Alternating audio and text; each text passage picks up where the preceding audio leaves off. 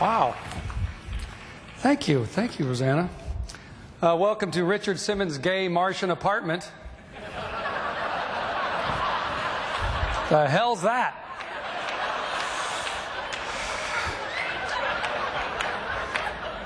That's a very unflattering light. Could you put a little more light? Right now I sort of look like Don Imus 3 days after he's dead. Wait, it's not good. Who is Don Imus, anyway, to be criticizing people's appearance? You ever seen this guy? My God, it looks like his head's on his third body. I mean, the guy's so wrinkled you could screw on his hat. But not that wrinkled. Well, this is very cool. I mean, I was a bank teller in high school. Well, just out of high school. And I was 19 years old. I was balancing $1 million. I was the vault teller. And I remember I was balancing $1 million.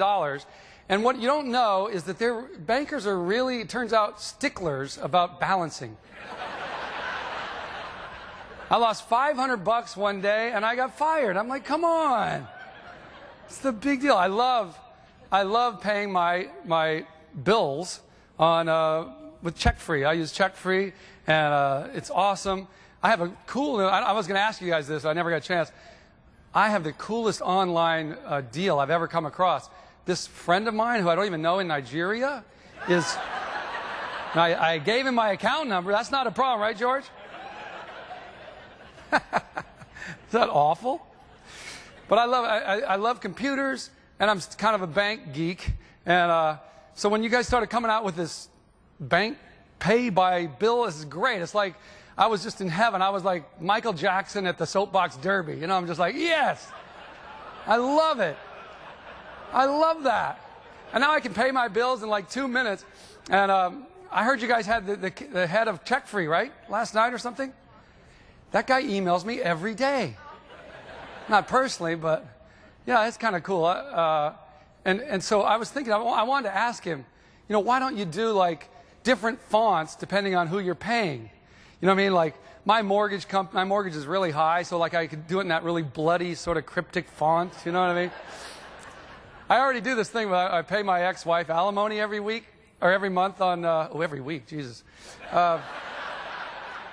I pay my ex-wife alimony on check-free, you know.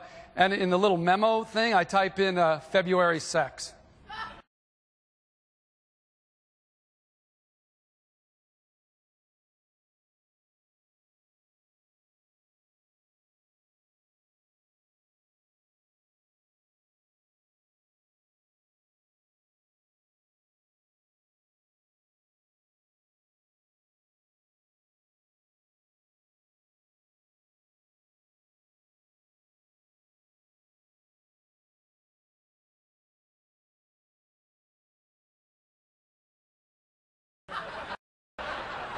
Whatever it is, whatever month, you know, April sex. She doesn't like, no, I'm kidding. Okay. But people really get into fonts. This book, Hate Mail from Cheerleaders, you get a lot of mail, but mostly you get email. And I wrote this column about the Seattle Seahawks, I remember. And I said, and Seattle was going to the Super Bowl, remember this? And we're like, come on, Seattle, you got no chance. You do coffee pretty well, you do computers, you suck at pro sports. You've had one title in the last 40 years, and that was, you know, I can't even remember what the hell it was. And so I said, your owner's been like a NFL fan since when, Thursday? You know, this guy Paul Allen? Well, the guy's a total geek. He's the kind of guy we used to duct tape to the goalpost, you know what I mean? I said, you're going to go to Detroit, and you're actually going to be eaten alive by Pittsburgh fans. They will bring A1 sauce and eat you alive, right? I said... But, you know, and I said, but you won't care. You'll lose the game by 40 points, and you'll go kayaking. You know, it won't be a big deal. So I started getting all this hate mail from Seattle people. But, again, they don't know how to do hate at all. Like, they don't do swear words. Like, the worst I got was at the bottom. The guy goes, P.S. And I want you to know, I purposely wrote this in a difficult-to-read font. Oh. 6-point calligraphy. Ooh. Scary. So anyway, and I better not get paid for this gig in a check. Right? I want it to come straight to my little account. Oh, well. So I was going to tell you a quick story, and then I'll get off, whatever. But I had two teenage boys. Now they're in college, and one teenage girl. And I tell this story. It was like 1999. It's my son, who was like 15 then, and we're laying in the park doing nothing. Summer day, hamburger wrappers by our side, and the clouds going by, and we're not doing anything, right? And my son says to me, "Dad, why are we here?" And you know, as a parent, and a lot of us are parents, like, you just beg for a moment like this when you're finally going to get sort of impart some of your wisdom you've saved up all these years. You know, I said, "Well, son, I'm glad you asked, because I've been wondering, you know, we got some time. I'm going to tell you why I think we're here."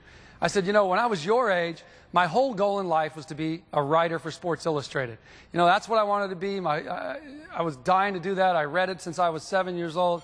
And I said, "You know, I had a lot of close calls. I remember when I was at the Denver Post. I think I was 22 years old, and I was sharing an apartment with 5 guys, and the phone rang, and my roommate says, "It's Rick, it's Sports Illustrated for you, Rick, come on." And I zipped down the stairs. I remember I cut myself shaving. I almost fall. I grabbed for the phone. "Is this really Sports Illustrated?" And they said, "Yeah." "Is this Rick Reilly?"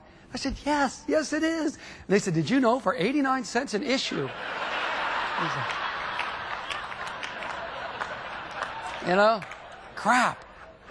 But then, as she said, I got to Sports Illustrated when I was 27 years old, and so I said, you know, I had to kind of change the whole reason why I was here, and why my whole purpose for being, right? So I decided once I was at Sports Illustrated, I was going to cover every cool event you could possibly cover, and I did, you know, Wimbledon and the Olympics and whatever, you know. And people ask you, well, what's the coolest thing you've ever covered? And I have to say, honestly, the coolest thing I think I ever saw covering was in a men's shower, which is sort of a terrible story, but it's sort of, it was when remember when John Elway wins the Super Bowl, and it's at the old stadium in San Diego, Jack Murphy Stadium, and Elway had gotten creamed like 3 straight Super Bowls, and every time it was worse and worse, and finally he makes that great helicopter play, and they beat Green Bay, and the confetti comes down, and he does the national press, and he does the local press, and we get back to the locker room, and there's nobody left but me, him, and the old towel guy at Jack Murphy Stadium. An old guy, he's been there for years and years, right? All his teammates had gone on to the party, and all the reporters were upstairs, but I got extra time, you know, so I said, "John, can you give me 5 more minutes? Just news